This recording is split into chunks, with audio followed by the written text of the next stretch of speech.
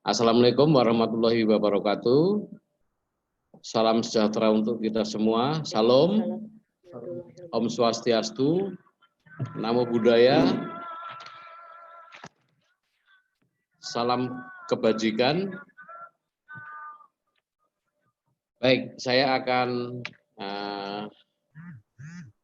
sedikit memberikan sharing pengalaman kami di NTT ini, ya. Yang saya hormati Bapak-bapak semua yang tidak bisa sebutkan satu persatu, saya hanya bisa men-share pengalaman yang ada di wilayah Nusa Tenggara Timur. Mungkin bisa dikasih slide tayangan dulu Pak Amdan. Ya. Ya, terima kasih. Mungkin dari semua tayangan saya tidak akan sedikit menambah apa yang sudah kami siapkan. Lanjut dulu.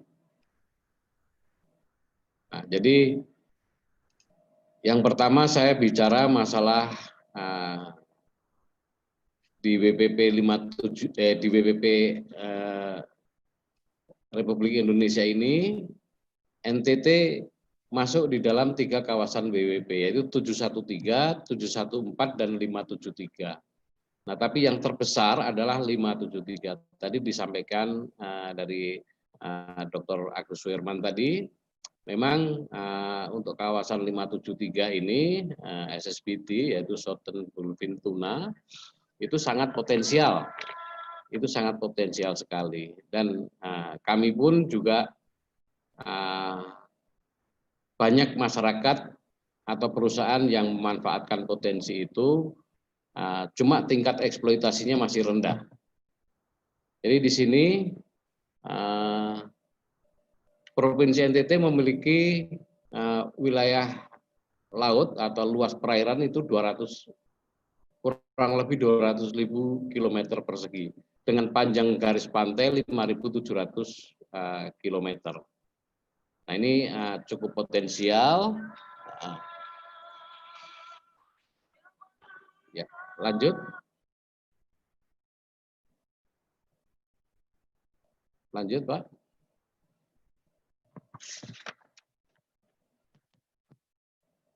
Nah, bicara masalah lanjut sebelumnya bicara masalah perikanan tangkap. Tolong sebelumnya Pak. Sebelumnya. Nah, kita punya potensi lestari itu 491 sebelumnya, sesudahnya Pak. Halo. Lanjut. Ya, kita mempunyai potensi perikanan tangkap, yaitu potensi lestari kita 491.700 ton per tahun. Dan JBT kita adalah 393.360 ton per tahun. Sedangkan produksi kita atau tingkat eksploitasi kita itu baru mencapai 40% atau 158.691 ton tahun 2018. Nah, ini merupakan peluang bagi kita, bagi para pengusaha maupun masyarakat untuk bisa mengeksploitasi kurang lebih 60% dari JBT kita. Nah, peluang kita atau potensi dari perikanan tangkap yang dapat dieksploitasi itu ikan pelagis besar, yaitu tuna, cakalang, dan tongkol, sedangkan ikan pelagis kecil yaitu tembang, layang, selar, dan sebagainya. Termasuk di dalamnya situ juga ada lemuru yang sangat banyak di wilayah Flores bagian timur. Yang ketiga adalah ikan demersal, terdiri dari kakap, kerapu, kurisi, dan lain-lain. Nah, untuk mengeksploitasi itu, pemerintah juga mempersiapkan beberapa sarana prasarana, termasuk sumber daya manusia dan teknologi. Tapi teknologi juga itu tidak bisa kita lakukan sendiri, tapi ada beberapa kiat-kiat supaya teknologi itu bisa masuk di NTT dan bisa ada ini alih atau transfer teknologi. Revitalisasi pelabuhan perikanan. Nah, ini kami laksanakan, tadi juga disebutkan Pak Dr. Agus tadi bahwa kita punya pelabuhan perikanan, yaitu pelabuhan perikanan Pantai Kupang atau di Tenau. Yang kedua pangkalan pendaratan ikan, yaitu di PPI Oeba, itu di Kupang juga. Nah, yang kedua untuk meningkatkan eksploitasi, kami juga memberikan bantuan kepada masyarakat itu berupa hibah kapal. Pada setiap tahunnya rata-rata sekitar 130 unit per tahun, ada naik turun tergantung anggaran yang tersedia. Terus kita juga melakukan modernisasi alat tangkap. Jadi yang tadinya itu alat tangkap, nah ini yang masih nanti juga HNSI atau dari perusahaan-perusahaan perikanan yang selama ini melakukan penangkapan dengan menggunakan pulau lain-lain, kita mau berdiskusi supaya bisa menggunakan alat tangkap yang lebih masif lagi, tapi tidak merusak lingkungan. Terus yang berikutnya, nah untuk alih teknologi dengan sistem andon.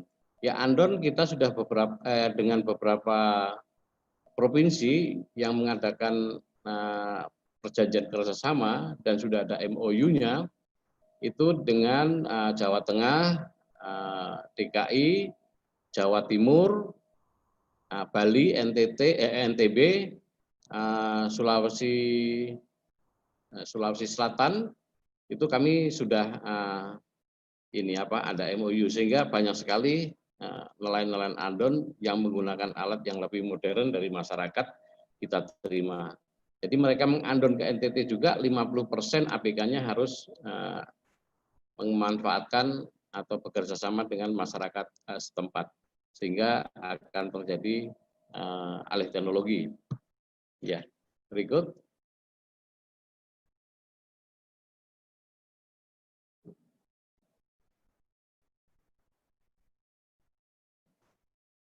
Ya, nah ini tadi arah kebijakan yaitu pengembangan sarana dan prasarana perikanan tangkap.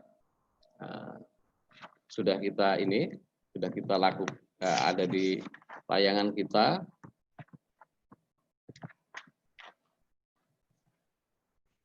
Nah, mungkin saya tidak usah pakai tayangan aja, ini karena yang ini aja yang sedang kita lakukan saja. Itu tadi adalah perikanan tangkap. Yang kedua perikanan budidaya. Perikanan budidaya itu kita punya potensi perairan cukup luas, dan potensi pantai itu panjang garis pantai kita 5.700 km. 5.700 km itu untuk perairan budidayanya, untuk yang akan bisa digunakan budidaya itu kurang lebih 54.000 hektar. Dengan potensi rumput laut, khususnya untuk rumput laut, kurang lebih 15 juta ton. Nah, khusus untuk rumput laut ini kita baru mengeksploitasi kurang lebih 2 juta ton. Sehingga baru tereksploitasi sekitar 12%. Nah, oleh karena itu, kita pemerintah daerah setiap tahun juga memberikan stimulan atau bantuan kepada masyarakat berupa bibit rumput laut dan sarana lainnya, sarana pendukungnya berupa tali. Nah, itu di setiap kabupaten kita berikan bantuan-bantuan tersebut. Yang berikutnya untuk rumput laut ini kita sudah membuat atau membagikan menjadi 5 klaster. 5 klaster itu tidak ada di tayangan sini, yaitu di wilayah Sumba, di wilayah Sabu, di wilayah Kupang, terus di wilayah Manggarai bagian barat, dan wilayah Manggarai bagian timur. Nah, itu dengan potensi masing-masing yang total potensinya tadi adalah 15 juta ton per tahun basah.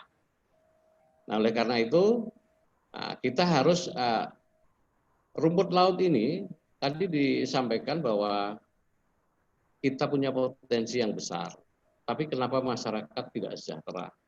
Nah ini karena rumput laut ini kita kelola hanya pada hulunya saja. Pada hulunya kita memperbanyak atau meningkatkan produksi, tapi kita tidak berpikir dari segi bisnisnya. Karena produksi setinggi apapun, semuanya tergantung dari harga. Kalau harga sampai turun, itu masyarakat juga tidak diuntungkan secara finansial di situ. Oleh karena itu, kami membuat satu skema atau membuat satu grand design untuk rumput laut ini. Jadi kami harus berpikir bisnis sehingga holistik dari hulu sampai hilir, kita sinergikan semua. Jadi masyarakat kita berikan stimulan supaya meningkatkan produksi, dan di situ perusahaan daerah itu sebagai penyangga atau sebagai pembeli dengan patokan harga. Jadi kita sinergikan antara pembudidaya, perusahaan daerah, dan eksportir yang mereka bekerja sama dengan buyer. Jadi perusahaan daerah, masyarakat ini dia memproduksi setinggi-tingginya, sebanyak-banyaknya, sedangkan buyer, pembelinya atau pengumpulnya ini adalah PT Pulau Bamor sebagai BUMD dengan patokan harga 21.000 per kilo. Jadi tidak boleh diturunkan. Dan kita tidak membawa, mengharapkan raw material tidak dibawa keluar. Karena kita sudah punya 3 pabrik. Pabrik inilah yang merupakan eksportir yang bekerja sama dengan buyer yang di luar. Sehingga Pulau Bamor bekerja sama atau BUMD ini bekerja sama dengan perusahaan ini eksportir itu, dan perusahaan eksportir kita sudah melakukan 3 kali ekspor ke Argentina langsung dari NTT. Karena PEB, LC, PO, COO itu semuanya sudah dari NTT, dan shipping linernya juga sudah dari NTT. Memang singgah di Surabaya, tapi tidak loading lagi rumput laut itu di Surabaya, sehingga ekspor tercatat di Nusa Tenggara Timur. Nah itu link-link sistem bisnis kita buat seperti itu. Nah dengan kondisi seperti itu, maka dengan stimulan bantuan kita saja, dia sudah mendapatkan penghasilan selama 1 bulan itu kurang lebih 7 juta, yaitu 5 sampai 8 juta. Jadi saya rata-ratakan 7 juta. Itu dari stimulannya, belum mereka punya rumput laut sendiri. Ini yang sering yang sering kita lakukan, dan itu memang menjadi konsen kita. Karena NTT itu ketiga termiskin di Indonesia, ketiga termiskin dari bawah. Nah inilah yang harus kita kita betul-betul konsentrasi di situ. Yang kedua masalah budidaya. Jadi budidaya kami juga sudah membuat satu. Pak Kadis, 2 menit lagi. Oh iya.